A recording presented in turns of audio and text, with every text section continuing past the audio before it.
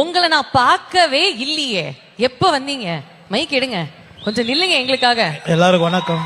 உன் பின்னாடி தான் நின்ன. அப்படியா? இப்ப முன்னாடி வந்துட்டீங்களா, அதனால தான் பார்த்தேன். ஒரு மைண்ட் வாய்ஸ் கேம் விளையாடலாமா? உங்க மைண்ட் வாய்ஸ்ல என்ன ஓடிக்கிட்டு இருக்குன்னு சொல்லுங்க. அதுக்கப்புறம் உங்களுடைய பிரதருக்கு உங்களுடைய வாழ்த்துக்களை சொல்லுங்க. என் மைண்ட் வாய்ஸ் எப்பவுமே ரவி சார் என்னை நம்பி ஒரு படம் பண்றாரு, அது பெருசா வரணும், பெரிய ஹிட் ஆகணும், அவர் ப்ரொடக்ஷன் பெரிய ப்ரொடக்ஷன் ஆகணும்னு ஆசை.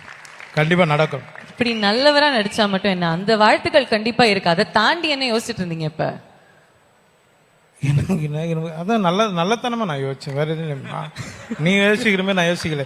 அப்படியே நான் பின்னாடி அவனை உள்ள விடாதீங்க, சேரு போடாதீங்கன்ற மாதிரி நான் யோசிச்சேன். இல்லையா?